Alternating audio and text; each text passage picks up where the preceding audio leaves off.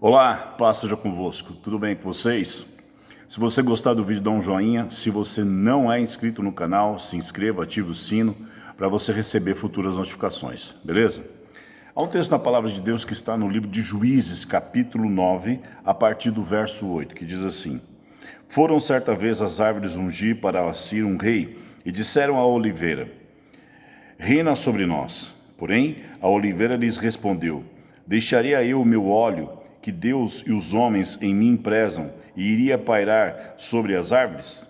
Então disseram as árvores à figueira: Vem tu e reina sobre nós. Porém, a figueira lhes respondeu: Deixaria eu a minha doçura, o meu bom fruto, e iria pairar sobre as árvores?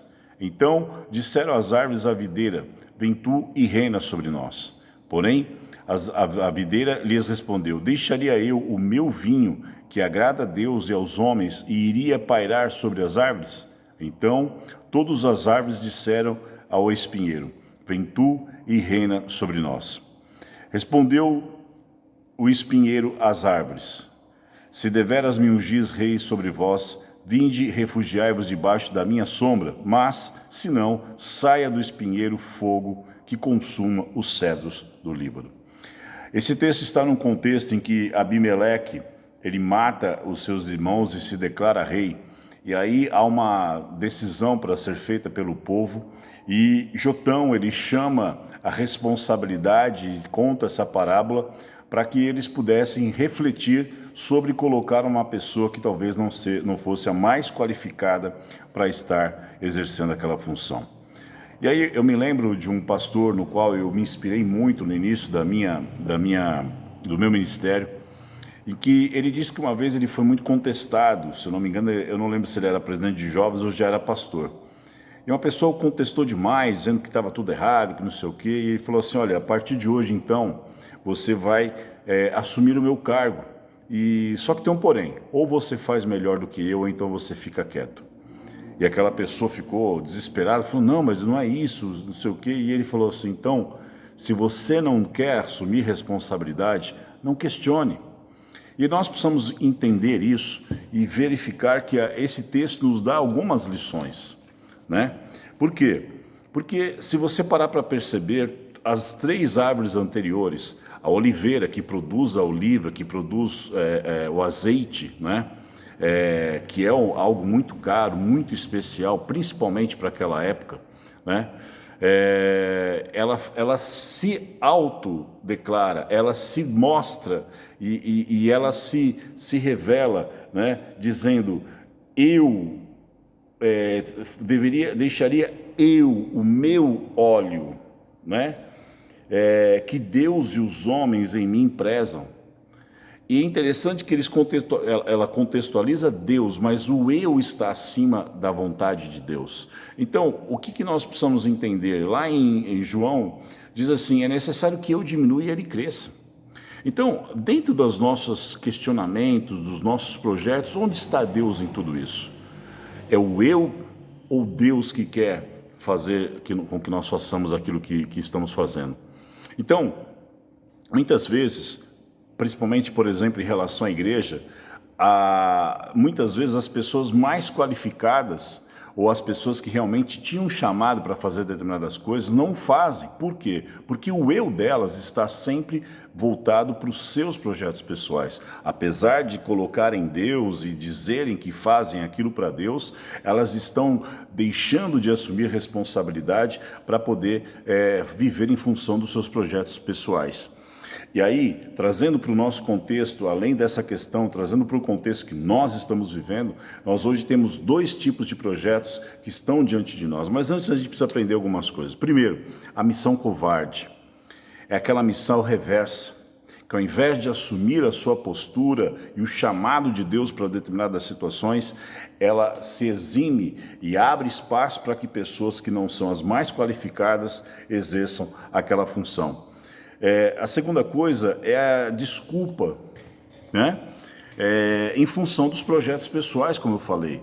Os projetos pessoais estão acima da vontade de Deus sobre a sua vida. Então sempre haverá uma desculpa. O meu tempo, o meu trabalho, minhas coisas, meu isso, meu aquilo, porque eu sou, eu faço, eu aconteço e tal. E Deus, Ele tem me abençoado, tá? Mas e o teu chamado? E aquilo que Deus te chamou para fazer? Terceira coisa é a opção desastrosa. Por quê? Porque quando você se omite, você está também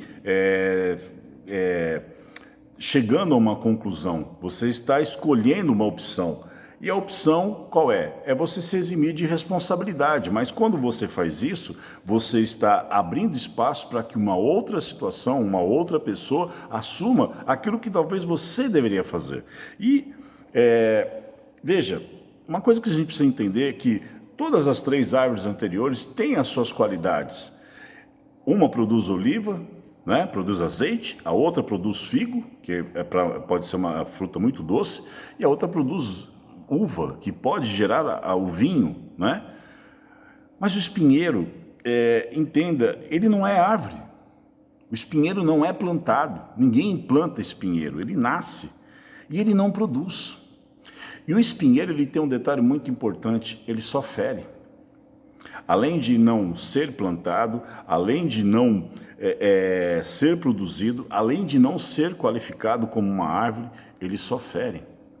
Então, muitas vezes, ao você deixar de assumir responsabilidades, abrindo espaço para que as pessoas, talvez as não mais qualificadas, façam aquilo que você deveria fazer, você está ali gerando oportunidade para pessoas que são como um espinheiro, que só vão ferir, que era a situação, no caso aqui, de Abimeleque.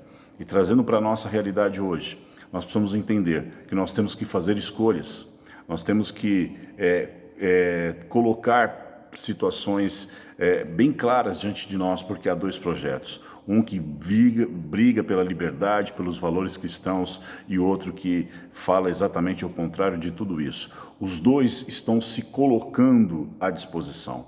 Então, eu não quero aqui comparar um projeto como o do presidente atual, como sendo uma oliva, uma figueira ou uma videira, mas com certeza não é um espinheiro, que já demonstrou e tem demonstrado na sua campanha quais são as suas reais intenções. E o que diz o texto aqui: se vocês não se colocarem debaixo da minha sombra, eu vou queimar vocês. E é isso que está diante de nós. O que nós vamos escolher? Qual será a nossa opção? Qual será a nossa escolha?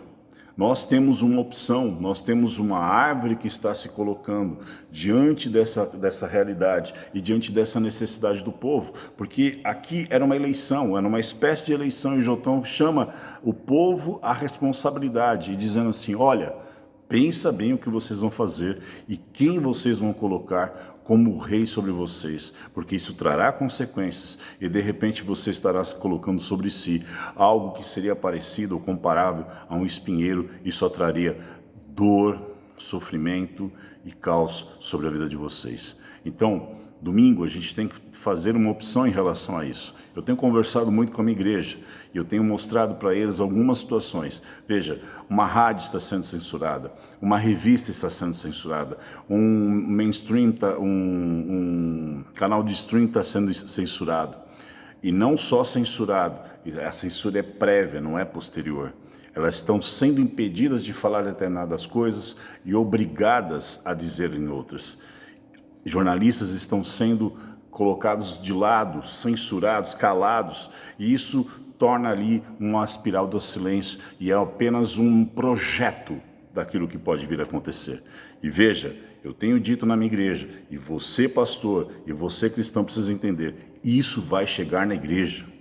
Porque hoje eles dizem que isso e aquilo não é verdade, não pode ser dito dessa forma. O que impede de isso se propagar e amanhã dizerem que aquilo que nós pregamos, aquilo que nós falamos, também tem que sofrer o mesmo tipo de sanção?